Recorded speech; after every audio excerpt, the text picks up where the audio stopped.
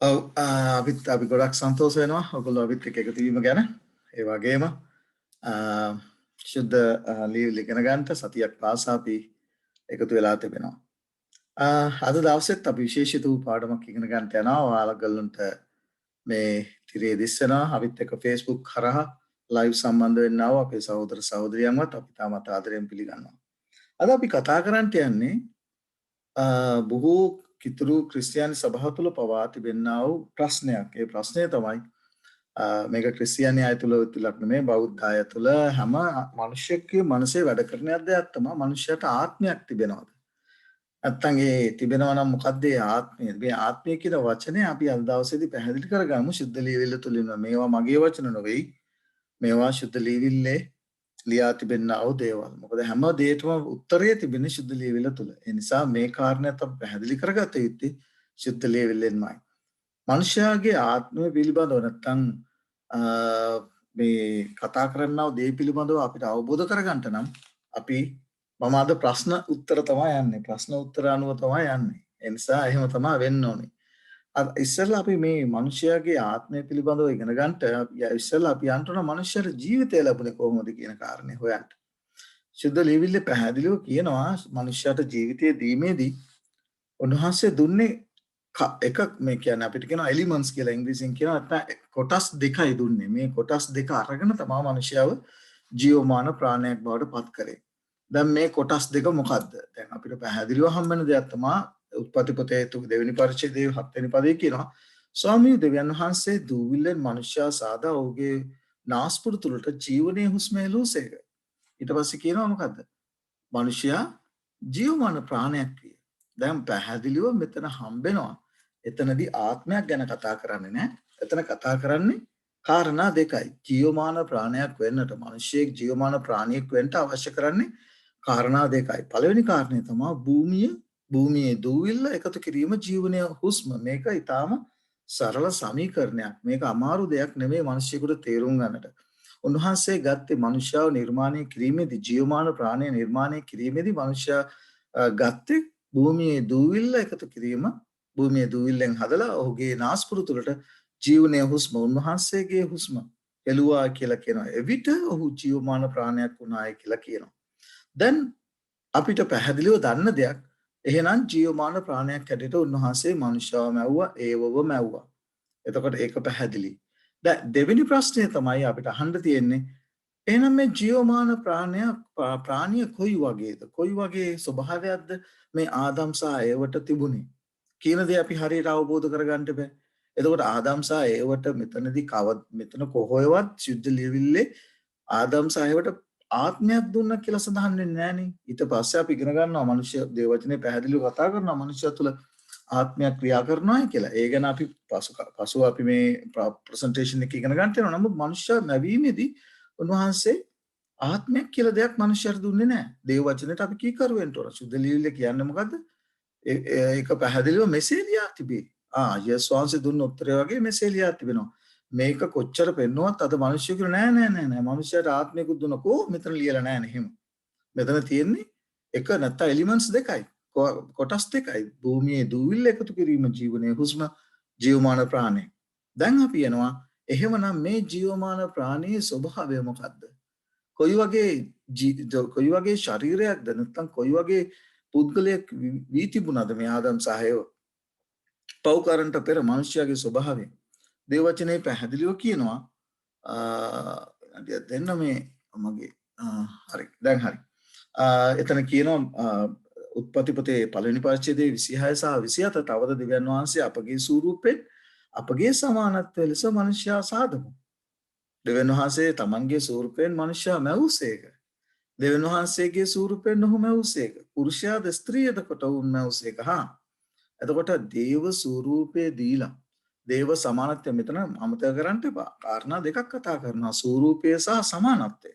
එතකොට දෙවියන් වහන්සේගේ ස්වරූපය ඇතුව තමයි ඒ ස්වරූපයට අපි දන්නවා ඇස් දෙක කන් දෙක උන්වහන්සේ කතා කරලා තියෙනවා. ගලවන්ට බැරි ලෙස උන්වහන්සේගේ අත් කොට වෙලාවත් නැසෙන ලෙස උන්වහන්සේගේ කන් බීරි වෙලාවත් නැහැයි කියලා. එතකොට සිද්ධලිල පැහැදිලිවම උන්වහන්සේගේ ස්වරූපය ගැන උන්වහන්සේගේ සමානත්වය ගැන කතා කරනවා. මේ දෙක දීලා තමයි ආදම් සහයව මවුණු ලැබුවේ. එහෙමනම් ආදම්සායවටත් ශරීරයක් තිබුණා. එතකොට මේ ශරීරය තුල ඒක පුදුමාකාර ශරීරයක්. මොකද ඒකට හේතුව උත්පත්ති පොතේ දෙවෙනි පරිච්ඡේදයේ 25 වෙනි පදේ කුමක්ද කියන්නේ? තවද මිනිස්යාද ඔහුගේ භාර්යාවද යන දෙදෙනා නග්නව සිටියෝය නමුත් ඔහු ලැජ්ජා නොවූ. ඇයි ඒක තේජසේ ශරීරයක්. ඒ ශරීරය තේජසේ ශරීරයක්. ආදම් සහ ඒවට දෙනු ලැබී තේජසේ ශරීරයක්. දෙවියන් වහන්සේගේ ධර්මිෂ්ඨකමේ වස්ත්‍රයෙන් ඔවුන් වසලා තිබුණා. ඔවුන් මොකද දේව ස්වරූපයට දේව සමානත්වයට නේ මැව්වේ. දෙවියන් වහන්සේත් එක්ක මුහුණට මුහුණලා කතා කරා වුන් දෙදෙනා. දෙවියන් වහන්සේ වුන් දෙදෙනාත් එක්ක කතා කරා. එතකොට මේ ශරීරය ඇතිව තමයි මොකද උන්වහන්සේගේ ස්වරූපෙන් උන්වහන්සේගේ සමානත්වයේ ස්වරූපයේ ශරීර ස්වරූපයේ සමානත්වයේ උන්වහන්සේගේ චරිත ගුණාංග ඇතුව ආදම් සහයෝ මැව්වේ. මේ ස්වරූපයට තමයි මොනවද උනේ? පාපයෙන් පස්සේ ඔවුන්ට නග්න භාවයේ තේරුනේ. අන්න එතනදී තමයි මේ ස්වරූපය සහ මේ සමානත්වය වෙනස් වුනේ. එතකොට ඒ වෙනස් වුණ නිසා දෙවියන් වහන්සේව දකින්න බැරුව ගියා. ඒ අය හැංගුණා. ඒ විතරක් නෙමෙයි ඔවුන් ඒ දේව ස්වභාවයෙන් නැත්නම් දේව අභිමුඛයෙන් ඔවුන්ව පළවාහරණු ලැබුවා. ඔවුන්ට නැවත වාරයක් එදෙන වෙනට ඇතුල් වෙන්නට නොහැකි වුණා. දෙවියන් වහන්සේව දකින්නට නොහැකි වුණා. අන්න ඒ ස්වරූපය තිබුණා වූ ස්වරූපය අහිමි කරගත් අවස්ථාව. එතකොට මේ අහිමි කරගත්තට පස්සේ ඔවුන් ඒදෙනින් පිටමන් කරාට පස්සේ උන්වහන්සේ ඔවුන්ට අහිමි වුණා වූ ස්වරූපය නැවත දෙන්නට තමයි ඔවුන්ට අහිමි වුණා වූ ස්වරූපය නැවත දෙන්නට තමයි උන්වහන්සේ සැලසුම සූදානම් කරේ. ගැලවීමේ සැලස්ම උන්වහන්සේ සූදානම් කරේ. දැන් අපි පැහැදිලිව දන්නවා ආදම් සහ ඒවට නැති වුණා වූ ස්වරූපය තමයි අපිට දෙන්නට යන්නේ. අපි කොහොමද දන්නේ? අපිට දෙන්න යන්නේ ඒ ස්වරූපය කියන දේ. ශුද්ධ ලේවියෙන්ම අපි හොයමු. ශුද්ධ ලේවිල කියනවා යේසුස් වහන්සේගේ දෙවන පැමිණීමේදී අපිට ලැබෙන්න යන්නේ මොන වගේ ස්වරූපයක්ද මොන වගේ ශරීරයක්ද කියන දේ ශුද්ධ ලේවිල පැහැදිලිව එල්තරව් කර දී තිබෙනවා. බලන්න පිලිප්පි පොතේ දෙවෙනි පරිච්ඡේදයේ 21 වෙනි පදේ හරි ලස්සනට විස්තර කරනවා. මොකද කියන්නේ? සියලු දේ පවා Tamanටම යටත් කරන්න පුළුවන් වූ බලය ලෙස උන්වහන්සේ අපේ පහත්කමේ ශරීර අපිට ලැබුණේ තේජසේ ශරීරයක් මවනකොට. නමුත් උන්වහන්සේගේ පැමිණීමේදී උන්වහන්සේ මොනවද කරන්නට යන්නේ? අපේ මේ පහත්කමේ ශරීර තමන් වහන්සේගේ තේජසේ ශරීරයට උත්පත්ති පොතට යනවා අපි. දෙවියන් වහන්සේ තමන්ගේ ස්වරූපයෙන් තමන්ගේ සමානත්වයට ලෙස මිනිස්යාව සාදමු කියලා උන්වහන්සේ සෑදුවා. ඒ තේජසේ ශරීරයේ සමානත්වයට තමයි උන්වහන්සේ ආදම් සහයෝ මැව්වේ. බලන්න කොච්චර සරල ඉගැන්වීමක්ද කියලා. මෙතනදී කියනවා උන්වහන්සේ අපිට ලැබුණා වූ පාපය නිසා ලැබුණා අපේ පහත්කමේ ශරීර තමන් වහන්සේගේ තේජසේ ශරීරයට සමාන වන පිණිස ඒවා වෙනස් කරනවා ඇත. දාබ්‍ර සහෝදර සහෝදරිය වෙන කිසි දෙයක් නෙමෙයි උන්වහන්සේ කරන්ට යන්නේ උන්වහන්සේගේ දෙවන පැමිණීමේදී අපිට අහිමි වුණා වූ තේජසේ ශරීරය අපිට පාපය නිසා දෙවියන් වහන්සේව දකින්නට නොහැකි වුණා වූ අපිට දුන්නා වූ මැවීමේදී දුන්නා වූ තේජසේ ශරීරය නැවත දෙන බව පිලිප්පි පොතේ පවුල්තුමා කතා කරනවා. 3 වෙනි පරිච්ඡේදයේ 21 වෙනි පදේ. මේක පටල ගන්න එපා. මේක සංකීර්ණ දෙයක් කරගන්න එපා. මිනිස්යාගේ අපි දන්නවා සාතාන හොතට මේ බීජේ නැත්නම් ආත්මවාදය මිනිසෙකුට මරුණයින් පස්සේ ආත්මය සැරිසරනවා. මේ දේවල් හරි ලස්සනට මිනිස්යාගේ මනසෙත් අදින් කාවද්දන්ට කරලා තිබෙන දේ ශුද්ධ ලේවිලේ ලියා තිබෙනවා. අපි මේවා පැහැදිලිව අද දවසේදී තේරුම් බැරුම් කරගනිමු. මොකද ඒක තාම වැදගත්. ඒ නිසා දැන් අපි මෙතෙක් දුරට ඉගෙන ගත්ත දේ තමයි උන්වහන්සේ මැවීමේදී එලිමන්ට්ස් දෙකයි ගත්තේ. කාරණා දෙකයි ගත්තේ. භූමියේ දූවිල්ල සහ උන්වහන්සේගේ හුස්ම අරගෙන මිනිස්යාව නිර්මාණය කළා.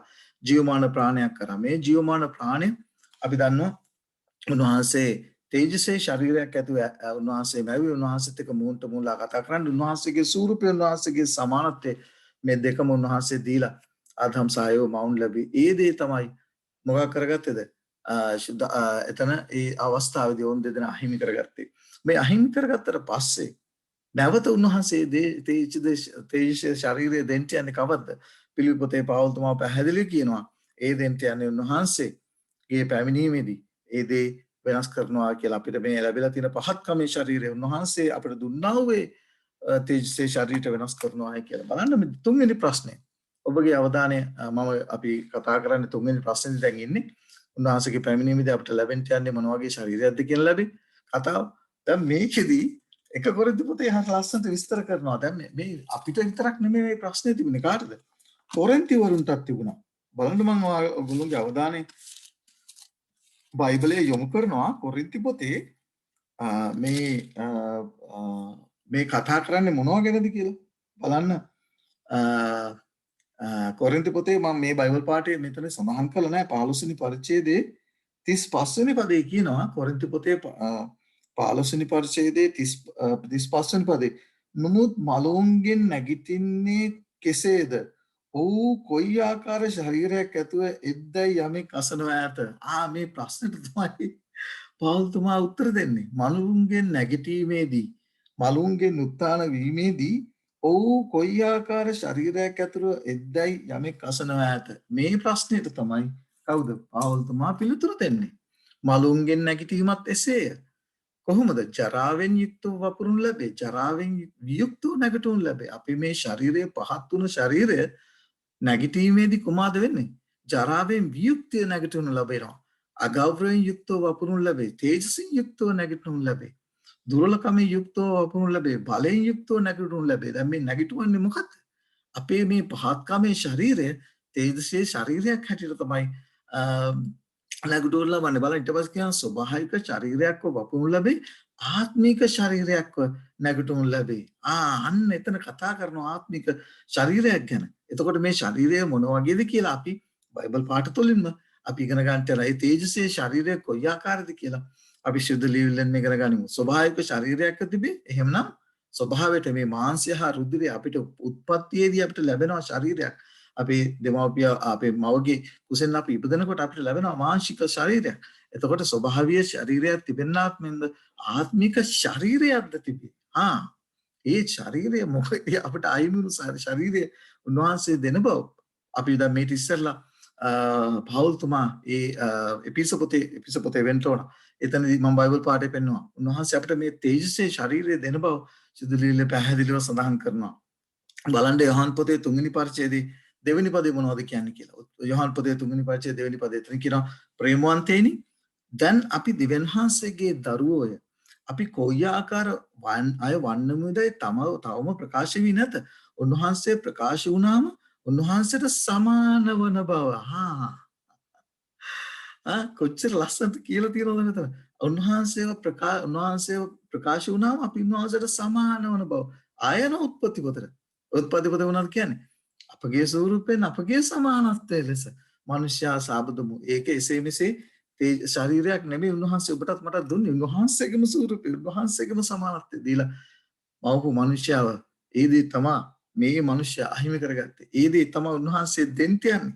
උන්වහන්සේට සමාන වන බව දනිමිය. මොකද උන්වහන්සේ සිටින ආකාරයටම අපි උන්වහන්සේව දකින්නේ මොනතරම් ආශිර්වාදවත් පොරොන්දුවක් උන්වහන්සේ අපිට දී තිබෙන්නේ. යොහන් තුමා මොනතරම් ආශිර්වාදවත් පොරොන්දුවක් උන්වහන්සේ අපිට දීලා තිබෙන්නේ. ඒ නිසා ඔය අපි ඉන්නාව මේ මනංකල්පිත නැත්තම් සාතන් අපේ මනස තුල පැරලා කරලා තියෙන මේ නපුරු බීජ අපේ සිතෙන් අපේ මනසින් ඈත් කරන්න කාලය ලැබ තිනවා. ශුද්ධ ලියවිල්ලට කීකරු වීමේට කාලය එළඹෙලා තිනවා. මම බයිබල් පාඩ රාශියක් ඔබ ඉදිරියේ තවා තිබෙනවා. මොකද මේක ශුද්ධ ලියවිල්ල තුලින්ම තමයි තහවුරු කරගන්න ඕනේ. බලන්න යේසුස් වහන්සේ කතා කරනවා මෙන්න ශරීරය.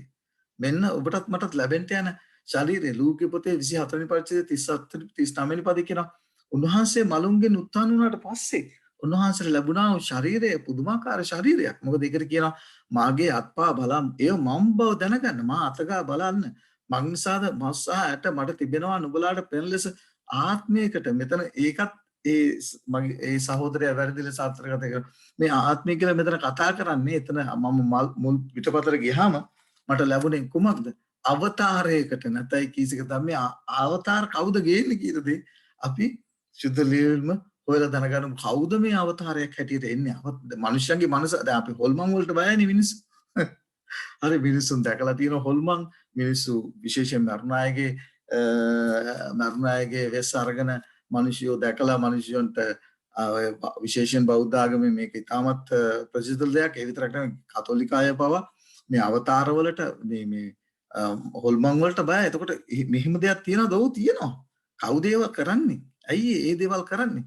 කරන්න හේතුවක් තිබෙනවා.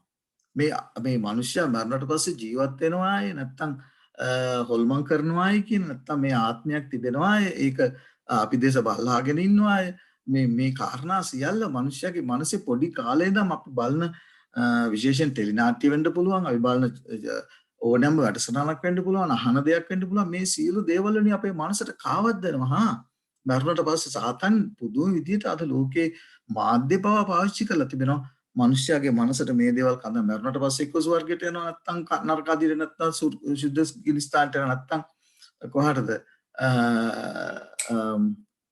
කොහෙටද තවත් වචනයක් කියනවා පාරාදීසයට යනවා එතකොට මේ අනාදි වශයෙන් නැත්නම් වෙනත් ආත්මික ඉපදෙනවා Tamanට ආත්ම ගණනාවක් තිබෙනවා මේ යනාදි වශයෙන් මිනිස්යාගේ මනසට කාවද්දලා තියෙන පොඩි කාලේ ඉඳන් එතකොට පැහැදිලිව උන්වහන්සේට ලැබුණා වූ මේ ශරීරයේ තේජසේ ශරීරය ගැන අපි හිතන්නට මොකද දොර වසා තිබෙනකොට තමයි උන්වහන්සේ ආවේ. දොර වසා තිබෙනකොට තමයි උන්වහන්සේ අතට ඇවිල්ලා ඒ අය ළඟ ඒ අයට උන්වහන්සේ කිව්වේ ඇවිල්ලා මාව අල්ලලා ඇයි ඒ බය වුණා. දොර වහලා තියෙනකොට කොහොමද උන්වහන්සේ තමන් හිටියා ස්ථානෙට ආවේ කියලා මේක තමයි උන්වහන්සේ ඔබටත් මටත් දෙන්න යනා තේජසේ ශරීරයේ ස්වභාවය. මේක තමයි උන්වහන්සේ ඔබටත් මටත් හැබැයි ශරීරයක් අමතක කරන්න එපා ඒක ආත්මයක් නෙවෙයි. උන්වහන්සේ පැහැදිලිව උන්වහන්සේ කියන මාව අල්ලලා බලන්න මේක තමයි තේජසේ ශරීරයේ ස්වභාවය අපි තවම අත්දැකලා නැති නිසා අපිට ඒක හිතා ගන්න බෑ අපිට ලැබෙන්න යන ශරීරය කොයි වගේද කියන කාරණේ. ඒ නිසා වැරදි දේ ඔළුවට දාගෙන මනස විකෘති කරගන්නට එපා. උන්වහන්සේ අපිට දුන්නා වූ බලන්න පැහැදිලිව යේසුස් වහන්සේ කියන දේ මට අනුරාධ සහෝදරයා මම හිතන්නේ ඒක බයිබල් පාඩකින් පෙන්නුවා උන්වහන්සේත් එක්ක අපි ජීවත් වෙනවා වගේම උන්වහන්සේ මලුන්ගෙන් නැගිටා වගේම ඒ ආකාරයෙන්ම අපි මලුන්ගෙන් උත්ථාන වෙනවායි කියලා ඒ සහෝදරයා මට බයිබල් පාඩයක් පෙන්නුවා මම හිතන්නේ ඒක මම මෙතන සඳහන් කරලා තියෙනවා. ඒ නිසා අපි මේක වැරදි විදියට තේරුම් ගන්න උන්වහන්සේ මලුන්ගෙන් නැගිටින්නේ කෙසේද? ඒහා සමානත්වයෙන්ම තමයි අපි මලුන්ගෙන් උත්ථාන වෙන්න යන්නේ බව ශුද්ධ ලියවිල්ලේ ඒ බයිබල් පාඨයේ සඳහන් වෙනවා. ඒ නිසා වැරදි ලෙස මේ දේ තේරුම් ගන්නට එපා. උන්වහන්සේට ලැබුණා උන්වහන්සේ ඒ දරන්නා වූ ඒ ශරීරයම තමයි හා සමානත්වයේ දේ වචනේ අපි ඉගෙන ගත්තා. අපි උන්වහන්සේ හා සමාන වෙන්න යනවායි කියලා මලුන්ගෙන් උත්ථාන උන්වහන්සේගේ පැවිණීමේදී. ඉතින් ඊට පස්සේ අපිට හම් වෙනවා 1 කොරින්ති පොතේ 15 වෙනි පරිච්ඡේදයේම පැහැදිලිව කියනවා. 51 සිට 54 දක්වා මොකද කියන්නේ මෙන්න නුඹලාට රහසක් කියමි. අපි සියල්ලම නොසත පෙන්නෙමු. නමුත් අන්තිම හොරණෑව පිඹින කල මොහොතකින් ඇසපිය එළන ක්ෂණයකින් අපි සියල්ලම වෙනස් කරනු ලබන්නේ. කොහොමද වෙනස් වෙන්නේ? මොකද්ද වෙනස් වෙන්නේ? මං නිසාද හොරණෑව පිඹිනු ලබන්නේ? උන්වහන්සේ දේවචන තෙසලෝනික පොතේ කියනවා මං නිසාද උන්වහන්සේ මහා ශබ්දයක්ද උත්තම දේවදූතයෙක්ගේ හඬද දිව්‍යන් වහන්සේගේ හොරණෑ නාදයේද අතු උන්වහන්සේ බස්නාසේක කියලා. ඒ විට එතකොට හොරණෑ නාදය ඇසෙනවත් එක්කම පෙතර කියන පවල්තුමා එකල කොයි අවස්ථාවේද හොරණෑවේ හඬ ඇසෙන අවස්ථාවේදී එකල හොරණෑව හඬ ඇසෙන අවස්ථාවේදී මලහු නොදිරණ ස්වභාවයෙන් යුක්තව අන්න තේජසේ ශරීරය ඇතුව ඒ අය නැගිටින්න යනවා. තේජසේ ශරීරය ඇතුව නැගිටින්න යනවා. මම නැවත වරක් කියනවා. තේජසේ ශරීරය ඇතුව උන් නැගිටින්න යනවා. එතන කියනවා ස්වභාවයෙන් යුක්තව නැගිටිනු ලබන්නේ අපිද වෙනස් කරනු ලබන්නේ මක්නිසාද දිරණ සුළු මේක මොකද්ද මේක? දිරණ සුළු මේ ශරීරය මගේ ශරීරය දිරණ සුළු මේක නොදිරණ භාවයට පැමිණෙන්න ඕනේ. හොඳ සුද්ධ සිංහලෙන් ලියලා තියෙන්නේ මේ. ඔබටත් මටත් තේරුම් ගන්නට පහසු සිංහල භාෂාවෙන් මේ ලියලා තියෙන දිරණ සුළු මේක මේ ශරීරය නොදිරණ භාවයට පැමිණෙන්න ඕනේ.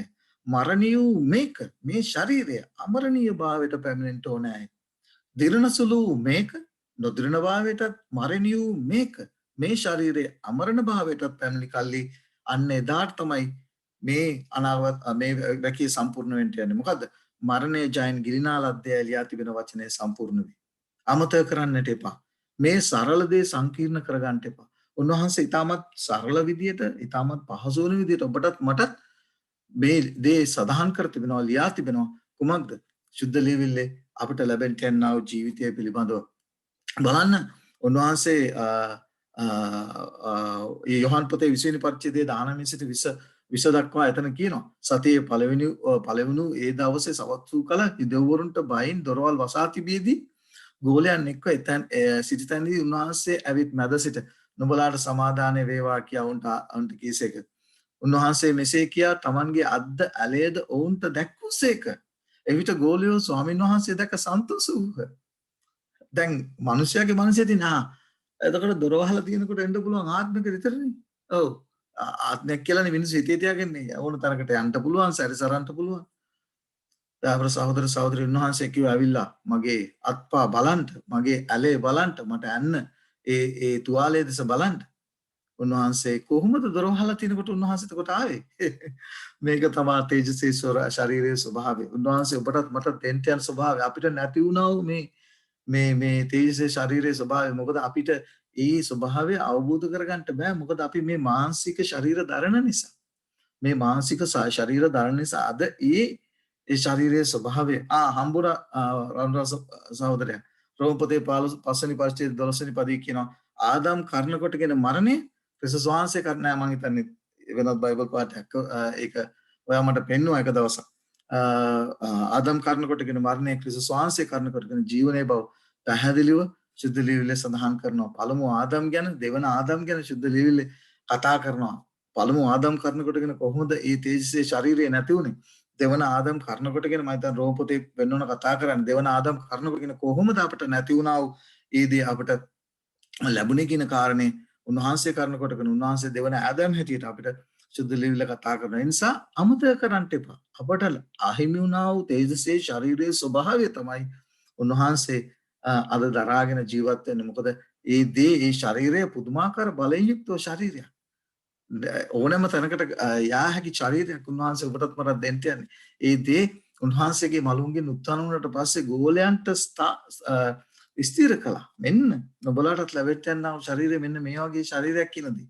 ආත්මයක් නෙවෙයි ලැබෙන්න යන්නේ කියනදී. සුද්ධ ලියවිල්ලේ පැහැදිලිව සඳහන් කරනවා. දැන් මේ ආත්මවාදය කවද්ද ආවේ? මේ ආත්මය මනුෂ්‍යයට ආත්මයක් තිබෙනවා. මරණයෙන් පස්සේ මේ ආත්මය කියන දේ මනුෂ්‍යයාගේ මනසට ඇතුල් කළේ කවුද? කවදද ආවේ කියන දේ අපි තේරුම් ගන්නට ඕනේ. ආදිල උත්පත්ති පොතේ 3 වෙනි පරිච්ඡේදයේ 4 වෙනි පද උන්වහන්සේ කියනවා නුඹලා ඒකාන්තයෙන්ම මේ ගායක කාදවසේදී නුඹලා ඒකාන්තයෙන්ම නසිනවායි කියලා. නමුත් උත්පත්ති පොතේ 3 වෙනි පරිච්ඡේදයේ 4 කියනවා සර්පයාද නුඹලා ඇත්තටම නසින්නේ නැත. දැන් මෙන්න ගෙනාවා ඉගැන්වීම. ඒ වගේ මනසට පළවෙනි ස්ත්‍රියට මනසට ඇතුල් කරා මොනවද? නෑ නුඹලා ඇත්තටම නසින්නේ නැත. ඒ කියන්නේ මරුණත් නුඹලාට ජීවත් වෙන්න හැකියාවක් තිබෙනවා. නුඹලාට ආත්මයක් තිබෙනවා. මේ අනාදී වශයෙන් බොහෝ පුදුමාකාර විදිහට සාතන් එයාගේ මනස විකෘත කළා. බලන්න සාතන් ගැන උන්වහන්සේ කතා කරන දේ යොහන්ගේ පොතේ 8 වෙනි පරිච්ඡේදයේ 44 වෙනි පදේ කුමක්ද කියන්නේ? නුඹලාගේ පියු යක්ෂයාගෙන්නේ. නුඹලාගේ පියාගේ තෘෂ්ණාවන් ඉෂ්ට කරන්නට කැමතිය. ඔහු පටන් ගන්නේ සිටම මිනිමරන්නෙක් කිය. ඔහු තුල සැබෑකම නැති හේයින්. ඔහු සැබෑයි නොපැවතුනේ. ඔහු බොරුවක් කියන කල තමාගේම දේ කියයි. මංනිසාද ඔහු බොරුකාරයෙක් බොරුවේ පියාය. දාවර සහෝදර සහෝදරේ මේ බොරුවේ පියා වුණේ ඇයි? පළවෙනි බොරුව කිව්වේ කාටද? ඒවට කිව්වේ. නුඹලා ඇත්තටම නසින්නේ නැත. නුඹලා මැරෙන්නේ නැහැ. බය වෙන්න එපා. කියන කාරණේ ඒ වගේ මනසේ තැම්පත් කරා. දැන් මේ දේ ස්ථිර කරන්නට නැත්තම් මිනිසයා මරුණායින් පස්සේ මිනිසයාගේ ආත්මය එහෙ දිවනවා මෙහෙ ජීවත් වෙනවා කියලා ඔප්පු කරන්නට මොනවද සාතන් කරන්නේ නැත්තේ? හැම දෙයක්ම කරනවා. බලන්න සුද්ධ ලියවිල්ලෙන්ම පැහැදිලි වෙනවා අපිට මරණයෙන් පසු මේ ආත්මය ජීවත් වෙන බව තහවුරු කරන්න සාතන් මොන වගේ දේවල්ද කරන්නේ කියලා. ඒක සාමුවෙල්ගේ පොතේ 28 වෙනි පරිච්ඡේදයේ කතා කරලා බලන්න. ඒතන අපිට හම්බ වෙනවා සාමුවෙල් මිය ගියා. සාමුවෙල් මිය ගියාට පස්සේ මොකද කරන්නේ? සාවුල් යනවා. මොකද සාවුල් පැහැදිලිව සුද්ධ ලියවිල්ලේ කියනවා දෙවියන් වහන්සේ සාවුල්ට කතා කළේ නැහැයි කියලා. ඒ කතා කරන්නේ නැති නිසා සාවුල් යනවා ආත්ම බන්ධනකාරියෙක් පිටිපස්සේ. ඒ ආත්ම බන්ධනකාරිය පිටිපස්සේ ගිහිල්ලා ආත්ම බන්ධනකාරියට කියනවා සාවුල්ව ගෙන්නන්න කියලා. සාවුල්ව ගෙන්නන්නට කියලා කියනවා. දැන් සුද්ධ ලියවිල්ලේ පැහැදිලිව කියනවා යසායාගේ පොතේ 8 වෙනි පරිච්ඡේදයේ 19 20යි අපට තරවටු කරනවා අපට අවවාද කරනවා. අයියේ මෙහෙම දෙයක් නැහැ. මේක කරන්නේ අශුද්ධ ආත්මය. මේක කරන්නේ යක්ෂයා විසින් කියලා පැහැදිලිවම අපිට අවවාද අනුශාසනා අපිට අනුතුරු අඟවලා තිබෙනවා. මොකක්ද කියන්නේ යසායාගේ පොතේ 8 වෙනි පරිච්ඡේදයේ 19යි 20යි 8 වෙනි පරිච්ඡේදයේ 19යි 20යි කියන ඔහු කෙඳිරි ගන්නව තොරමතුරන්නව ආත්ම බන්ධන කාර්යයන්ගෙන්ද අනවිනකාරයන්ද විවාහ කරන්නයි නුඹලාට කීවිට මේක නොවේයිද එදා සාවුල් කරේ සාවුල් රජතුමා කරේ දෙවියන් වහන්සේ එපා කියපු දේ ඔහු ගියා හම්බෙන්ද ආත්ම බන්ධනකාරීකව හම්බෙලා දේව වචනේ පැහැදිලිව යන්න එපා යන්ට එපා ගිහිල්ලා ආත්ම බන්ධන කාරයන්ගේ විවාහ කරන්න එපා මොකද එතන අශුද්ධාත්මය ක්‍රියා කරන්නේ එතන අශුද්ධාත්මය ක්‍රියා කරන්නේ මොකද අශුද්ධාත්මයේ කැමැත්ත තමයි මේ ආත්මවාදී ආත්මයක් ජීවත් වෙනවායි කියලා ඔප්පු කරන්න අශුද්ධාත්මය ක්‍රියා කරන බව දේව වචනේ කියන නිසා තමයි අනතුරු නැගෙව්වේ. මෙතන කියනවා ජීවතුන් උදෙසා මලුන්ගෙන් ਵਿਚාරන්ට යුක්තයි අසන්න. ඊට පස්සේ කියනවා අන්න මේ බෙදේවල් උගන්නන අය ආත්මයක් තිබෙනවා මරණයට පස්සේ එක්කෝ ශියෝලේ නැත්තම් කොහෙද නරකාදී නැත්තම් සුද්ධ ලිවිලේ බයිබල් පාඨේ පැහැදිලිව කතා කරනකොට ශියෝලේ එතකොට මිනිවල ඊළඟට හෙරීසිය මේ සියල්ල කතා කරන්නේ මරණය ගැන පිළිබඳ බව සුද්ධ ලිවිලේ පැහැදිලි බයිබල් පාඨ තිබෙනවා මම මෙතනදී මේ දේ දෙන්නම් මොකද ඒ දේ ඔබට මේක බලන කෙනාට උනත් අවශ්‍ය නිසා ඔබට මම මේ බයිබල් පාඨ ටික දෙනවා මේක හොඳට ස්ක්‍රීන්ෂොට් එකක් ගහලා හොයලා බලන්න පාතාලය කියන්නේ ෂියෝලය කියන්නේ ඊළඟට නිරේ කියන්නේ හේදිසිය කියන්නේ මිනිවල කියන්නේ දේව වචනයෙන් සඳහන් කරන්නේ එකම එක දෙයයි මේ බයිබල් පාඨ පැහැදිලිව දීලා තිබෙනවා ඔබට මම මේ දේ දුන්නේ විශේෂයෙන් මේ පාඩම මම ඊට පෙර කරපු දෙයක් නමුත් ඔබ මේ බයිබල් පාඨ ටික අරගෙන කියවලා බලන්න මේ හේදිසිය කියන්නේ මොකද්ද ශියෝලය කියන්නේ මොකද්ද නිරේ කියන්නේ මොකද්ද පාතාලය කියන්නේ මිනිවල කියන්නේ එකම දේ බව සුද්ධ ලිවිලේ පැහැදිලිව කියා තියෙනවා මෙච්චර පැහැදිලි සරලව උගන්වනකොට සාතන් මොකද කරලා තියෙන්නේ මේ කාරණා විකෘති කරලා මිනිස්යාගේ මනස විකෘති කරලා මිනිස්යාව අඳලා තිබෙනවා මේ මරුණට පස්සේ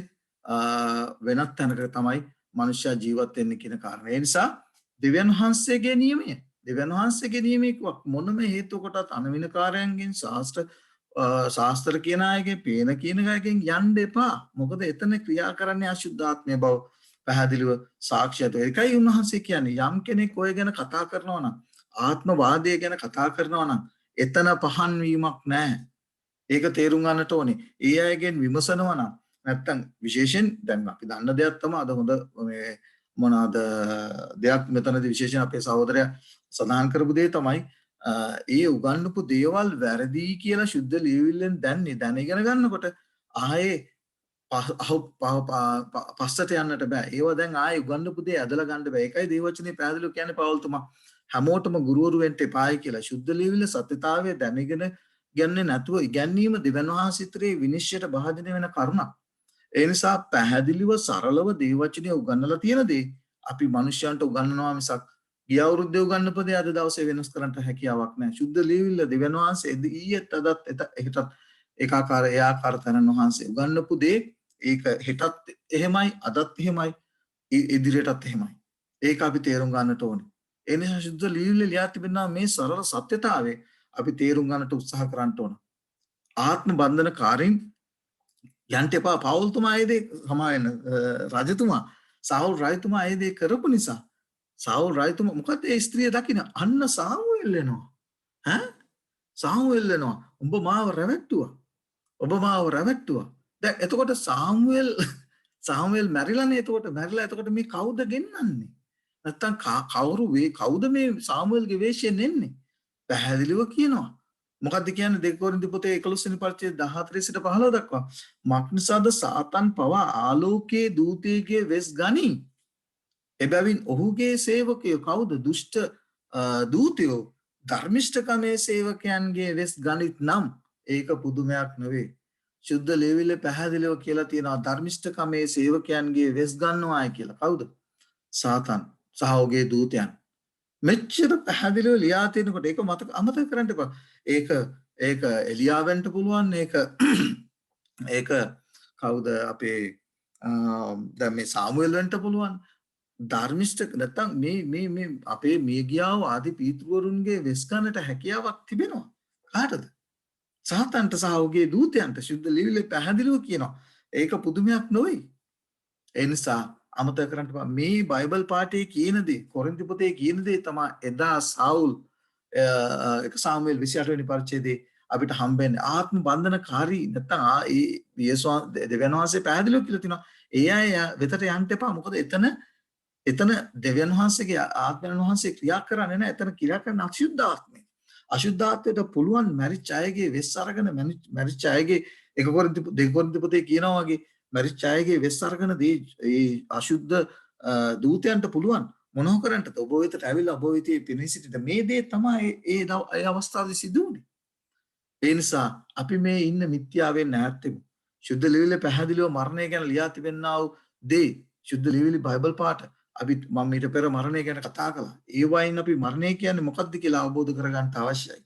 මම මේ පාඩමෙත් ඔබට දෙන්න යනවා. ඒ නිසා මෙතන කියනවා ව්‍යවස්ථාවද මොකද ඒ ආත්ම බන්ධනකාරී වෙන්න පුළුවන් නැත්නම් මේ මායා නැත්නම් අනිමිනකාර වෙන්න පුළුවන් මේවා ශුද්ධ ලියවිල්ලට එකඟ නැහැ. ව්‍යවස්ථාවද සාක්ෂියද එකඟ නැහැ. ඒතන පහන් වීමක් නැහැ. ඔබ ආත්මවාදය ගැන උගන්වනවා මනුෂ්‍යයා මරුණට පස්සේ ස්වර්ගයට යනවා මරණ ගමම නරක ආදියට යනවා නැත්නම් ශුද්ධ ස්ථානට නැත්නම් හේදිසියට යනවා කියලා ඔබ උගන්වනවා නම් මතක තියාගන්න දේව වචනට එකඟ නැති බව යසායක පොතේ පැහැදිලිව කියනවා ව්‍යවස්ථාව සාක්ෂිද වෙතට යමු. ඒ හැටියට ඕන්න කිව්වොත් එතන පහන් වීමක් නැහැ එතන ආලෝකයක් නැහැ. එතන තනිකර ක්‍රියා කරන්නේ අශුද්ධ ආත්මේ බව. ඒක ක්‍රිස්තියානි දේවගැතිවරයෙක් වෙන්න පුළුවන් වැඩිමහල්ලක් වෙන්න පුළුවන් ගුරුවරයෙක් වෙන්න පුළුවන්. හැමෝටම පොදු දෙයක්. ඒ දේ අපි තේරුම් ගනිමු. දැන් බලමු මරණයේ ස්වභාවය පිළිබඳව ශුද්ධ ලිවිල්ලේ මෙන්න බයිබල් පාඩ ඔබට ගොඩාක් දීලා තිබෙනවා. මරණය කියන්නේ මොකක්ද කියලා ශුද්ධ ලිවිල්ලේ ලියා තිබෙන දේ. දෙවියන් වහන්සේ පැහැදිලිව කියන උත්පත්ති පොතේ දෙවෙනි පරිච්ඡේදයේ 16 සහ 17 මොකද කියන්නේ ස්වාමීන් දෙවියන් වහන්සේ මනුෂ්‍යයට අනකරමින් නුඹ උයනේ සියලු ගස් වලින් කන්ට පුළුවන් ඒත් යහපතා නපුර දැනගැනීමේ ගහෙන් කන්ට එපා මග්නසද ඒයින් කෑ දවසේදී ඒකාන්තයෙන්ම අනිවාර්යෙන්ම ඔබ මැරෙනවායි කියලා නසිනවායි කියලා අනිවාර්යෙන්ම ඔබ මිය යනවායි කියලා ඒ දේ ඔවුන් කළා ඊට පස්සේ දේව විසුද්ධ ලියවිලා තියෙනවා මොකද සාතන් පැල කරානේ බීජය විස බීජය පැල කරා ඒ වගේ මනසට නෑ මරුණත් ජීවත් වෙනවා කියන කාරණේ මේ විස බීජය තහවුරු කරන්නට සාතන් බොහෝ දේවල් දැන් බලන්න ඒක මේ කාලෙට විතරක් පොදුනේ පරණ ගිස්මේ පවා මේ සාමුවෙල්ගේ පොතේ සඳහන් වෙන ආකාරයට මායාකාරයෝ අනවනකාරයෝ ඊළඟට ඔය ආත්ම බන්ධනකාරයෝ ඉඳලා තිබෙනවා හොඳ ගේමක් නැත්තම් හොඳ සෙල්ලමක් නටලා තියෙනවා සාතන් ඒ කාලේ මරුණ අයගේ ආත්ම අරගෙන මනුෂ්‍ය ඉදිරියේ පෙනී සිටින්න ඉතින් ඒ දේ එසේ වෙන බව ශුද්ධ ලියවිල්ලේ දැනගත්ත නිසා තමයි උන්වහන්සේගේ 16න් තුලින් මේ මරණය මොකක්ද කියලා එල්දරව් කර දී තිබෙන්නේ. ගීතාවලිය පොතේ 104:29 කියවලා බලන්න. මම මේ බයිබල් පාඩ ඔබට දීලා තිබෙන්නේ මම මේ මොනවාද කාලය මට ඉතුරු කරගන්න මේකද මේ පිළිබඳව මම වෙනම පාඩමක් කරපු නිසා. ජෝග්‍ය පොතේ 17 වෙනි පරිච්ඡේදයේ 7 සිට 10 දක්වා දේශනාකාරක පොතේ 12 වෙනි පරිච්ඡේදයේ 7 සිට 9 දක්වා එතන කියනවා දූවිල්ලට හැරියන්ටත් ආත්මය එක දුන් දෙවියන් වහන්සේට ඔබට මතක ඇති මනුෂ්‍යගේ මැවීමේදී ඒ දෙවියන් වහන්සේගේ හුස්ම දුන්නා බලන්න ඒ ආත්මය කියන දේ තවත් බයිබල් පාඨයක මේ විස්තර කරන්න ඇති ඒක අපිට හම්බෙන්නේ ජෝග්‍ය පොතේ 27 වෙනි පරිච්ඡේදයේ මාගේ හුස්ම මා තුළද දෙවියන් වහන්සේ දුන් පණ අර දේශනාකාරක පොතේ 12 වෙනි පරිච්ඡේදයේ කතා කරනවා මේ ආත්මය කියලා හඳුන්වන්නා උදේ වෙන කිසි දෙයක් නෙමෙයි දිව්‍යන් වහන්සේ දුන් පණ ඉපදෙනකොට මගට ඔබටත් මටත් උන්වහන්සේ දෙන්නා වූ මේ පණ නාසයේ තියෙන තුරුඹද ආත්මේ එහෙම කියලා දෙයක් නැහැ පණ තමයි උන්වහන්සේ මිනිසයා ඉපදෙනකොට දෙන්නේ මිනිස්ය මේ මස් ගුලියට උන්වහන්සේ මව් කුසෙන් ඉපදෙනකොට දෙන්නේ උන්වහන්සේගේ ප්‍රාණය උන්වහන්සේගේ හුස්ම ඒ හුස්ම තියෙන තාක්කලු අපි ජීවත් වෙනවා ගීතාවලිය පොතේ කියනවා ඔබ උන්ගේ හුස්ම පැහැර ගන්න කල උන්වහන්සේ කැමතිසේක් නම් තමයි අපි ජීවත් වෙන්නේ. ඔබ ඔවුන්ගේ උස්ම පැහැර ගන්න කල උන් නැසී දූවිල්ලට හැරී යති. අන්න ඒ නිසා උන්වහන්සේ තමයි අපිට මේ ජීවිතයේ උස්ම දීලා තිබෙන්නේ. එබැවින් මගේ තොල් වලින් ධර්මිෂ්ඨ දෙයක් අධර්මිෂ්ඨ දෙයක් නොකියමි. මාගේ දිවෙන් ප්‍රයෝගයක් නොනික්මුවන්නෙමි කියලා ජෝබ් කතා කරනවා. මාගේ හුස්ම මා තුළ දැන් බලන්න ඒ එතනම ජෝබ්ගේ පොතේම අපිට දෙනවා. ජෝබ්ගේ පොතේ 26 වෙනි පරිච්ඡේදයේ 4 වෙනි පදේ නුඹ කාට වචන කීවේද නුඹේ නික්මාවේ කාගේ ආත්මේද බයිබලයේ පල්ලහැට කියලා බලන්න ඒ ආත්මය කියන දේ තරු ලකුණක් දාලා කියලා තිබෙනවා හුස්ම ඒ නිසා වැරදි දේ අවබෝධ කරගන්න එපා ජෝබ්ගේ පොතේ 14 වෙනි පරිච්ඡේදයේ පැහැදිලිව 11 සිට 13 දක්වා ගීතාවලිය 6:5 ඊළඟට දේශනාකාරය පොතේ 9:4 සිට 6 දක්වා දේශනාකාරක මේ බයිබල් පාඩ ඔබට ගොඩාක් දීලා තිබෙන්නේ මොකද්ද ඔබට තේරුම් ගන්නට මරණය කියන්නේ වෙන දෙයක් නෙමෙයි. දූවිල්ලට හැරියනවා. උන්වහන්සේ අපිට උප්පත්තියේදී දෙන්නව මේ හුස්ම මේ වායුගෝලයට එකතු වෙන උන්වහන්සේට අයිති වායුගෝලයට එකතු වෙන. ඒ දෙක නැවත එකතු වෙන්නේ උන්වහන්සේගේ ඔබ යහපත් ලෙස ජීවත් වෙලා තිබෙනවා නම් ඔබගේ ආත්මික මනුෂ්‍යයා දැන් අපි එකට එනවා. ඔබගේ ආත්මික මනුෂ්‍යයා ඔබ ගොඩනගාගෙන තිබෙනවා. අන්නේ දෙක එකතු වෙන්න යන උන්වහන්සේගේ දෙවන පැමිණීමේදී. ඒ නිසා අපි තේරුම් ගන්නට ඕනේ. මෙතන පැහැදිලිව කියනවා මලාහුවත් නිශ්ශබ්ද ස්ථානයට යන්නාහුවත් ස්වාමින් වහන්සේට ප්‍රශංසා නොකරති. මේක පැහැදිලිව කියනවා දේශනාකාරක පොතේ පැහැදිලිව කියනවා ඔවුන්ට ප්‍රේම කරන්නටත් බෑ, ඔවුන්ට වෛර කරන්නටත් බෑ, ඔවුන්ට ඊර්ෂ්‍යා කරන්නටත් බෑ. ඇයි? ඉරයට කරන කිසිම දෙයකට පංගුකාරකමක් මිය ගිය කෙනාට නෑ. ඇයි? දූවිල්ලට හැරී යනවා. අපේ හුස්ම මේ වායුගොල්ලට එකතු වෙනවා. මේක හරි සරලයි. තේරුම් ගන්න පහසු සරල සමීකරණයක්. මේක මිනිස්සු සංකීර්ණ කරන් ඉන්නේ. ඊට පස්සේ කියනවා එසකේල්ගේ පොතේ 18 වෙනි පරිච්ඡේදයේ 4 වෙනි පදේ කුමක්ද කියන්නේ? බලව සියලුම ප්‍රාණ මට අයිතිය. පියාගේ ප්‍රාණය මෙන් පුත්‍රයාගේ ප්‍රාණයත් මට අයිතිය. පව් කරන ප්‍රාණය නසින්නේය. පව් කරන ප්‍රාණය නසින්නේය. දෙවන වහන්සේ මේට වැඩි තව මොන සාක්ෂි ඔබටත් මටත් දෙන්නටද? උන්වහන්සේ මෙච්චර සාක්ෂි මෙච්චර තහවුරු කරලා මරණය කියන්නේ මොකක්ද කියන දේ තහවුරු කරලා ඔබට නැති වුණා වූ ශරීරය මොකක්ද මොන වගේ ශරීරයක්ද කියලා සුද්ධ ලියවිලි පැහැදිලි කරනකොට ඒ ශරීරයම තමයි උන්වහන්සේගේ පැමිණීමේදී ඔබටත් මටත් දෙන්න යන්නේ කියන කාරණේ මෙච්චර ලස්සනට පැහැදිලි කරලා දීනකොට ඔබ තුල තියෙනවා මේ ආත්මවාදයේ කියන ආත්මයක් කියන මේ මනසින් මේ අදහසින් ඔබ අනිවාර්යයෙන්ම ඉවත් වෙන්න ඕන. මතක තියාගන්න. දැන් මේ තේජවන්ත ශරීරය අපිට කවද්ද ලැබෙන්නේ? ඊළඟ ප්‍රශ්නේ. 6 වෙනි ප්‍රශ්නේ තමයි එසේනම් මනුෂ්‍යයාට මරණින් පසු මේ ලැබෙන තේජවන්ත ශරීරය කවද්ද අපිට ලැබෙන්න යන්නේ? යොහන් පොතේ 6 වෙනි පරිච්ඡේදයේ 40 වෙනි පදේ උන්වහන්සේගේ වචනෙන් කියනවා මංගසද මගේ පියන් වහන්සේ කැමැත්තනම් පුත්‍රයන් බලා ඔහු කෙරේ යදන්නා වූ සෑම දෙනාම සදාතම් ජීවනය ලැබීමේ මමද අන්තිම දවසේදී ඔහු නැගිටවන්නේ. අන්තිම දවසේ තමයි උන්වහන්සේ මලුන්ගෙන් උත්හාන කරන්නට යන්නේ. එතකන් ඔවුන් මේ දූවිල්ලේ නැත්තම් භූමියේ සැතපීලා ඉන්නේ. භූමියේ සැතපීලා ඉන්න බව සුද්ධ ලියවිල්ලේ පැහැදිලිව කියන අන්තිම දවසේදී ඔවුන් නැගිටවන්නට යන්නේ. ඒ නිසා ඔබ ඉන්නවා මේ මහත් වූ මුලාවෙන් ඔබ ඈත් වෙන්නට ඕනේ. යොහන් පොතේ 5 වෙනි පරිච්ඡේදයේ 28 වෙනි පදේ සහ 28 29 කියනවා මේ ගැන මවිත වෙන්න එපායි මංසද සොහොන් ගෙවල සිටින අයට ඔහුගේ හඬ ඇසෙන පැය මතකද ඔබට තෙසලොනික පොතේ කියනවා දෙවියන් වහන්සේ මහා ශබ්ද යේසුස් වහන්සේ මහා ශබ්දයද උතුම් දේවදූතයෙක්ගේ හඬද දෙවියන් වහන්සේගේ හොරණෑ නාදයේද කොරින්ති පොතේ කියන හොරණෑ විමුණු ලබන්නේ එකල මලාහු නොදුන්න ස්වභාවීත්වයෙන් යනවා ඒකයි මෙතන කියන්නේ අසන පැපැම්නේ යහපත් කලාවකම් කලාව ජීවනයේ නැවත නැගිටීමට අපරුකම් කලාව විනිශ්චය නැවත නැගිටීමට පිටත් වෙන ඉතින් මෙච්චර පැහැදිලිව ඉගැන්වීමක් දියා තිබෙනකොට අපි සුද්ධ ලියවිල්ලට කීකරු වෙන්න ඕන. කොරින්ති පොතේ 15 වෙනි පරිච්ඡේදයේ 51 සිට 55 දක්වා නම් මේ බයිබල් පාඩේ ඔබට මීට පෙර දුන්නා.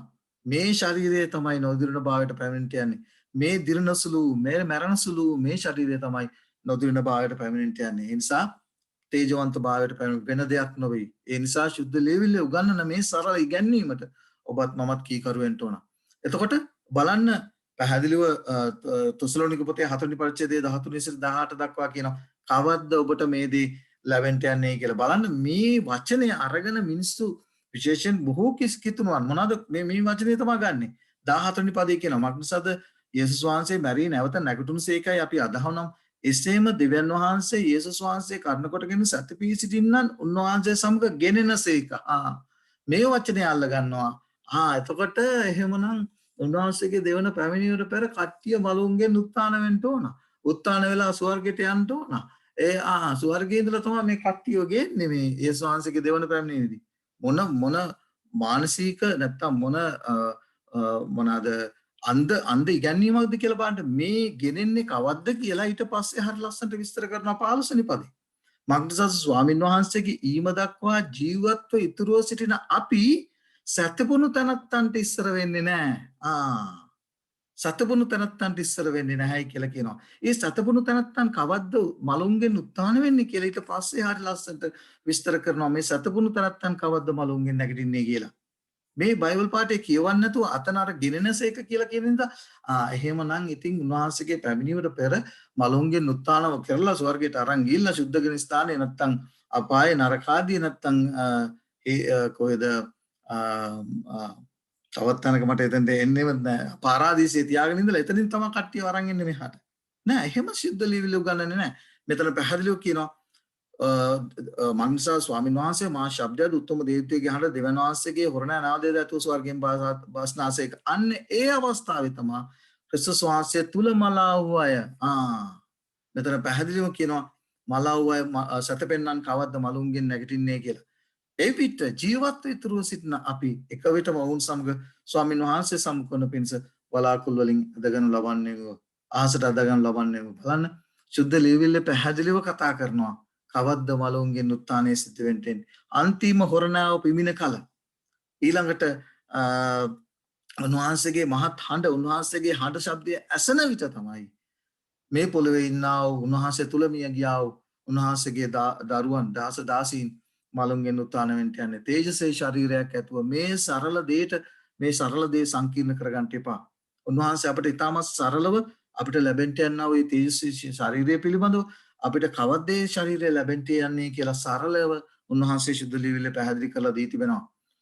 බලන්න මෙතන පැහැදිලිව යේසුස් වහන්සේ කතා කරන බලන්න යොහාන්ගේ පොතේ 11 වෙනි පරිච්ඡේදයේ මේ මාර්තා සහ මරියා දන්න දේ අද බොහෝ දෙනෙක් අද අපිට දැන් මේ කතා කරා දේව වචනේ උගන්වන පඬිතුයෝ පවා නොදන්නේ එකනේ ප්‍රශ්නේ. නුඹේ සහෝදරයා නැවත නැගිටින්නේ යේසුස් වහන්සේට කීසේක. දැන් මේ මරියා කියනවා මොනවද? ඔව් ස්වාමීනි අන්තිම දවසේ නැවත නැගිටීමේදී ඔහු නැවත නැගිටින බව අන්තිම දවසේදී මරියා පැහැදිලිව මාර්තා සහ මරියා කියනවා ඔව් මම දන්නවා මාර්තා කියනවා.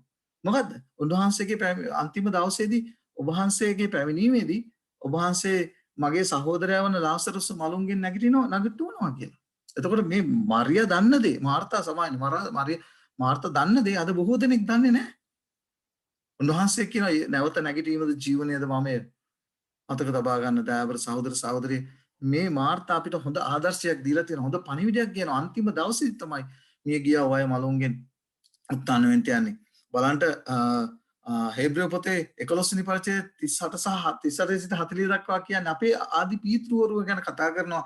එල්දොර පොතේ 11 වෙනි පරිච්ඡේදයේම ආබ්‍රහම් ගැන ඊළඟට අපේ ආදි පීතෘවරු ගැන කතා කරලා අන්තිමට කියනවා 11 වෙනි පරිච්ඡේදයේ 38 සිට 40 දක්වා ඔහු කාන්තරවලද ගුහාවලද කඳුවලද පොළවේ බෙන්වලද අවිද්දෝය ඔවුන්ගේ විසීමට ලෝකය නොවටින්නේය. එහෙම වුණත් මොවුන් සියල්ලෝ සුවකී ඇදහිල්ල කරන කොටගෙන සාක්ෂිය ලැබත් ඔවුන් සාක්ෂිය ලැබුවා ඔවුන් ගැලවෙන බව පොරොන්දුව නොලැබුවෝය. මොකද්ද පොරොන්දුව? උන්වහන්සේ සමග ස්වර්ගයේ ජීවත් වීම. ඔවුන් සාක්ෂිය ලැබුවා ඔවුන් ස්ථීර කරගත්තා. ඔවුන් උන්වහන්සේ සමග ස්වර්ගයේ ජීවත් වෙන්න යන බව. හැබැයි පොරොන්දුව නොලැබුවෝය. ඔවුන් කවද්ද දේ ලැබෙන්නේ? එසේ නොවුනේ ඔවුන් අප නැතුව සම්පූර්ණ නොවන පිණිස දෙවියන් වහන්සේ වඩා උතුම් දෙයක් අප ගැන කලින් පිළිය කර තිබුණු නිසාය. බලන්න මෙච්චර පැහැදිලි. ඔවුන් අප නැතුව මිය ගියා අය අපි නැතුව ස්වර්ගයෙන් යන්නේ නැහැ. ඔවුන් යන්ට යන්නේ අපිත් එක්කමයි. ස්වර්ගයට යන්ට යන බව තෙසලෝනික පොතේ අපි කියවුම් ලැබුවා. මේ ඊටම පැහැදිලි. දේවචනේ පැහැදිලිව සඳහන් කරන දේ. රෝම පොතේ 6 වෙනි පරිච්ඡේදයේ 5 වෙනි පදේ කියනවා. මේක තමයි මට හම්බුණා මට අනුර සහෝදරයා පෙන්නු බයිබල් පාඩේ. මංසද උන්වහන්සේගේ මරණයේ සමානත්වයෙන් අපි උන්වහන්සේට සම්බන්ධ වී සිටමු නම් අපි උන්වහන්සේගේ මරණය උන්වහන්සේ අපේ ගැලුම්කාරයාට පිළි අරගෙන උන්වහන්සේ අපේ සීල පව් වලට කමාව දෙන බවත් උන්වහන්සේ තුල ගැලීම තිබෙන බවත් පිළි අරගෙනකොට ඒ උන්වහන්සේගේ මරණයට අපි සම්බන්ධ වෙනවා. උන්වහන්සේ නැවත නැගිටීමේ සමානත්වයෙන් සම්බන්ධ වන්නේ මොනතරම් බලවත් බයිබල් පාඩයක්ද කියලා බලන්න. උන්වහන්සේ නැවත නැගිට්ටා වූ ආකාරයටම මාගේ අත්පා බලා ඒ මව බව දැනගන්නටයි කියලා කිව්ව ගෝලයන්ට. ඒ දේම තමයි ගෝලිය හඳුනගත්තා උන්වහන්සේ. ඒ නිසා අමතක කරන්න එපා උන්වහන්සේ අපිට දෙන්න යන්නේ ඒ දේමයි. බලන්න මෙතන හරි ලස්සනට 7 වෙනි ප්‍රශ්නේ. එසේනම් ආත්මය යනුවෙන් දේව වචනේ හඳුන්වන්නේ කුමක්ද? සුද්ධ ලියවිල්ලේ ආත්මය කියලා හඳුන්වලා තිබෙනවා. අපි ඒක හොයන්න ඕන මොකක් ගැනද මෙතන කතා කරන්නේ කියලා. ශුද්ධාත්මයන් වහන්සේව ආත්මය කියලා හඳුන්වලා තිබෙනවා.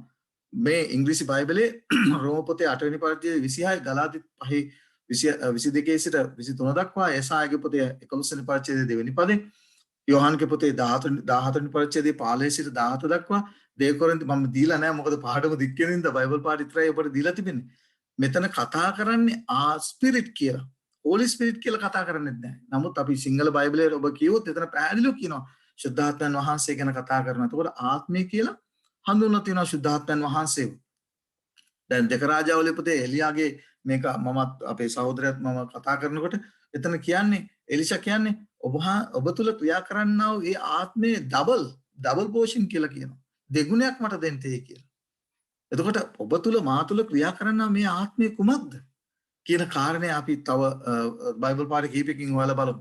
එතකොට ශුද්ධ ලේවිල්ලේ ආත්මය හැටියට ශුද්ධාත්මයන් වහන්සේව හඳුන්වනවා.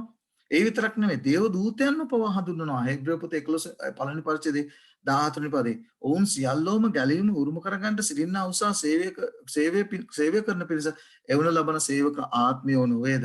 දැන් මෙහෙම ආත්මයෝ කියලා කතා කරලා තිබුණාට ඔවුන්ට ශරීරයක් තිබුණේ නැද්ද? පැහැදිලිව මතේ පොතේ 4 වෙනි පරිච්ඡේදයේ 11 වෙනි පදේ කියනවා මොකද්ද? එකල යක්ෂයා උන්වහන්සේව අත්හැර ගියේය. බලව දේවදූතය ඇවිත් උන්වහන්සේට උපස්ථාන කළෝය. උන්වහන්සේට සේවය කළා. උන්වහන්සේට අප උපස්ථාන කළා. දැන් සහෝදර සහෝදරේ මේ මිත්‍යාවේ මේ යක්ෂයා ඔබ තුල මහ තුල උගන්ලා තිබෙන තැම්පත් කරලා තියෙන මේ ආත්මය කියන මිත්‍යාවෙන් අපි මිදමු. ඊළඟට යක්ෂ ආත්ම ගැන දේව වචනේ පැහැදිලි කරනවා. 1 කොරින්ති පොතේ 4 වෙනි පරිච්ඡේදයේ පළවෙනි පදේ කියන ප්‍රේමවන්තනි බොහෝ ප්‍රොපේතෝරු ලෝකයට පැමිණ තිබෙන සියලු ආත්ම විශ්වාස නොකොට ඒ ආත්ම දෙවියන් වහන්සේගෙන්යි පරීක්ෂා කරන්න. එතකොට ප්‍රොපේතෝරු බොරු උගන්වන අය ඔබ දේව වචනේ හඳුන්වන්නේ කවුරු හැටියටද? යක්ෂ ආත්ම හැටියට. යක්ෂයාගෙන් එන්නව ආත්ම හැටියට. මේ නිසා දේව වචනේ වැරදි ලෙස තේරුම් ගන්නට එපා. එතකොට මෙතන මේ ප්‍රොපේතෝරුන්ට තමයි මේ ආත්ම කියලා කතා කරන්නේ. එතකොට අපි පැහැදිලිව දන්න දෙයක් ඒ අය මිනිස්සු. ඒ අයගේ තමයි වැරදි දේවල් අපිට එන්නේ. ඊළඟට පැහැදිලිව එපේස පොතේ කතා කරනවා මොකද්ද?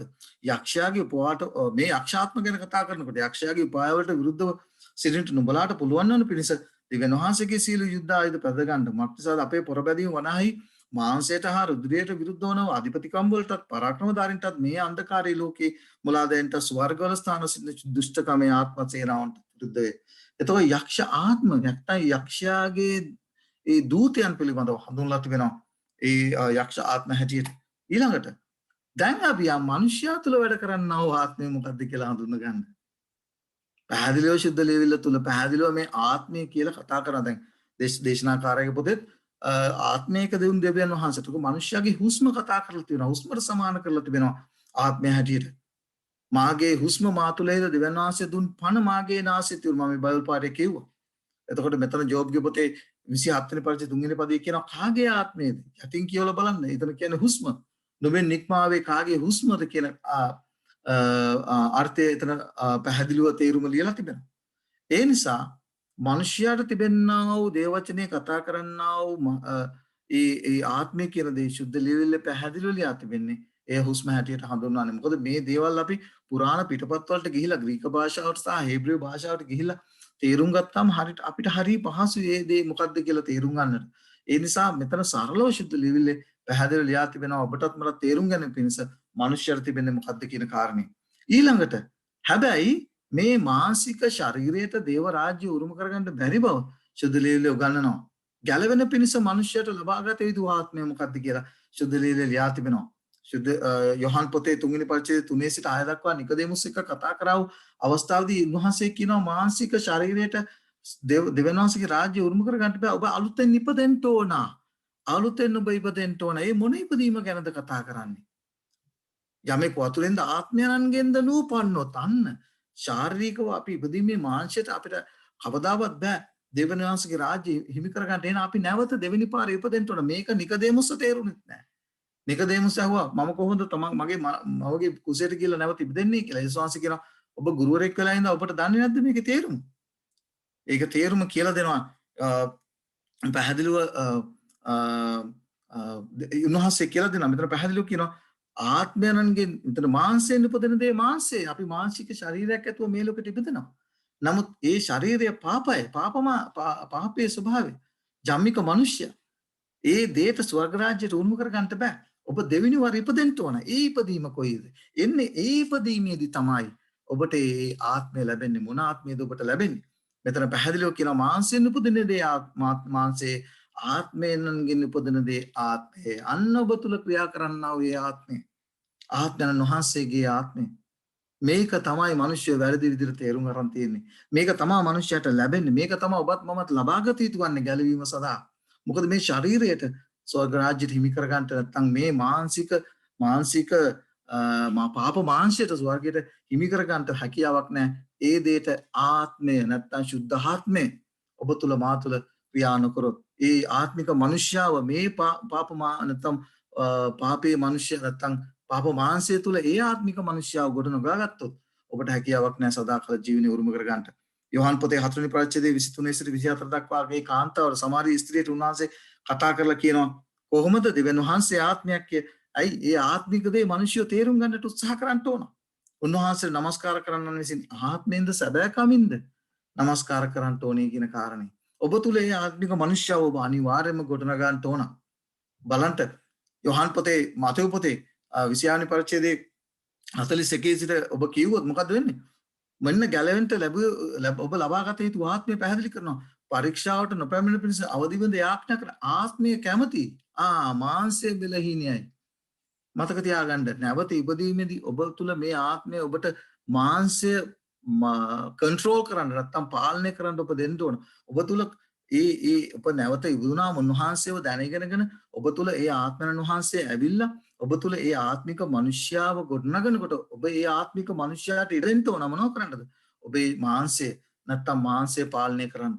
එහෙම නොවුනොත් අපිට හැකියාවක් නැහැ. උන්වහන්සේගේ පැමිණීමේදී එතන කියනවා ඔබ ගොඩනගා ගන්න ආත්මික මනුෂ්‍ය ප්‍රාණය ශරීරය මේ තුනම උන්වහන්සේගේ පැමිණීමේදී නිදොස්ව තියාගන්න හැකියාවක් නැහැ. පැහැදිලිව කියනවා රෝම පොතේ 8 වෙනි පරිච්ඡේදයේ 9 වෙනි පදේ නුඹලා තුල දෙවියන් වහන්සේගේ ආත්මයන් වහන්සේ ක්‍රියා කරනසේක් නම් නුඹලා මාංශේ ඉනව ආත්මයේ සිටින්නෝය වෙන්න පැහැදිලි කරනවා උන්වහන්සේ. ක්‍රිස්තුස් වහන්සේගේ ආත්මයන් වහන්සේ යම් කෙනෙකුට නැත්නම් ඔව් උන්වහන්සේට අයිති නැත. මම ඒකයි කිව්වේ පාප මාංශයට නැත්නම් මේ මාංශයට ස්වර්ග රාජ්‍යෙට හිමි කරගන්න බෑ. ඔබ තුල ඒ ආත්මික මනුෂ්‍යයා දෙවෙනි ඉපදීම ඒ ආත්මයන් වහන්සේගේ ඉපදීම තුළ ආත්මික මනුෂ්‍ය ඔබ තුල ගොඩනගා ගත්තොත් නිකොදේමුස්ට පැහැදිලිව කියනවා ජීවත් කරන්නේ ආත්මය මානසික ප්‍රයෝජනයක් නැත.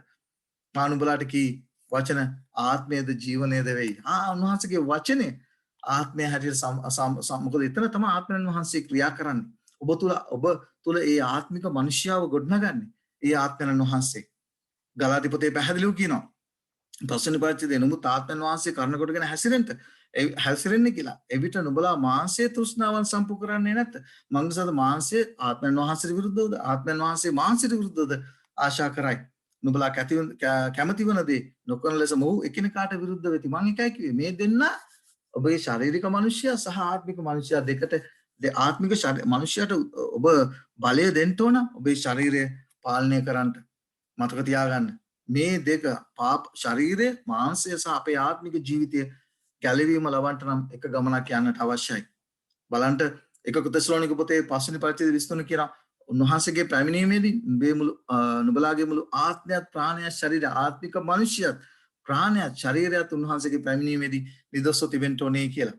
ඊට පස්සේ කියනවා ඔබගේ මගේ සේවය මොකක්ද කියලා රෝම පොතේ කතා කරනවා. බෑ සහෝදරයනි නුඹලාගේ ශරීරයන් ජීවමානව සුද්ධ වූ දෙවියන් වහන්සේ විසින් පිළිගත හේතු යාගයක් ඇටියට ඔප්පු කරන හැටියට දෙවියන් වහන්සේගේ දයාවන් නිසා නුඹලාගේ ඒක නුඹලාගේ ආත්මික සේවය වේ. මෙන්න ආත්මික මනුෂ්‍යයාගේ සේවය තමයි මොනවද කරන්න ඕනේ? නුඹලාගේ අර ශරීරය පාලනය කරන්න ඉඩ දෙන්න ඕන.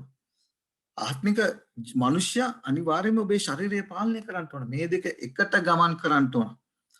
ඒ නිසා මේ පාප මාංශය සහ ආත්මික මනුෂ්‍යව හොඳට ගොඩනගාගෙන ඉපදිලා ඒ ආත්මික මනුෂ්‍යව උන්වහන්සේගෙන් ලබාගෙන සුද්ධාත්මයන් වහන්සේගෙන් ලබාගෙන අපි දරුවෙක් හැටියට ආරම්භ කරනවා. ඊට පස්සේ ආත්මික මනුෂ්‍යව අපි ගොඩනගෙනවා ලොකු සද්ධාන්ත මිනිසෙක් බවට පත් වෙනවා. සමහර ඒ ආත්මික මිනිසයා තාම ලදරු සමහර අයගේ ක්‍රිස්තියානි ජීවිතය තුළ මොකද සුද්ධ ලියවිල්ල තුලින් ඒ සත්‍යතාවය තේරුම් නොගන්න හින්දා ඉගෙන නොගන්න හින්දා නිසා උන්වහන්සේ ඔබටත් මටත් විශාල වගකීමක් දීලා තිබෙනවා. මතක තියාගන්න. දේව වචනය මේ සත්‍යතාවය ඉගෙන ගත්තාම ඔබ සුද්ධ සත්‍යතාවයට කීකරු වෙලා මොකද උන්වහන්සේගේ වචනේ ජීවමානවයි බලවත් ඔබගේ ඇට මිදුළු පසාරු කරගෙන යන්න ඕන. ඔබ සුද්ධ ලියවිල්ලට කීකරු වෙන්න ඕන. ඔබ ඒ දේව සුද්ධ ලියවිල්ලේ උගන්වන මේ සුද්ධ සත්‍යතාවයට කීකරු වෙන්න ඕන. ඔබ වැරදි දේ උගන්වලා තියෙන්න පුළුවන් අද වෙනතුරු. නමුත් ඔබගේ තුල ඒ යටහත් පහත්කමේ සිට තියෙන්න ඕන. ඔබ ඉගෙනගත්ත දේ උගන්වපු දේ වැරදි බව සුද්ධ ලියවිල්ලෙන් තේරුම් අරගෙන පිළි අරගෙන ඒකට කීකරු වෙලා ඒ උගන්වපු වැරදි දේ නිවැරදි කරගන්න ඔබට ඒ ශුද්ධාත්මය ඔබ තුළ තියෙන්න ඕන. ඒ ආත්මික හොඳ ගුණාංගය ඔබ තුළ තියෙන්න ඕන. ඒක නැති වුණොත් මතක තියාගන්න ඔබට ඔබ උගන්වපු දේ ගැන දෙවියන් වහන්සේ ඉදිරියේ වැඩිකාරයෙක් වෙනවා. උන්වහන්සේ ඉදිරියේ වග කියන්න සිද්ධ වෙනවා. නිසා ඒ දේ හොඳට තේරුම් අරගෙන අපි උන්වහන්සේගේ වචනයට කීකරු මෙසේ ලියා තිබේ කියන දේ තමයි ඔබ ඉදිරියේ උන්වහන්සේගේ මඟ පෙන්වීම ඇතුව පෙන්වුවේ. එන සුද්ධ ලියවිලට කීකරු වෙලා උන්වහන්සේ අපිට දී තිබෙන මේ ආලෝකය තුළ ජීවත් වෙන්න අපි අදිෂ්ඨාන කරගනිමු. මානසික තියෙන මේ මහත් වූ මුලාවෙන් අපි ඈත්ලා උන්වහන්සේගේ වචනට කීකරු වෙ මෙසේ කරන්නට. ඔබටත් මට උන්වහන්සේ කරුණාව ආශිර්වාද ප්‍රාර්ථනා කරනවා. ඔබ සම්ප්‍රජේස් පිටයි.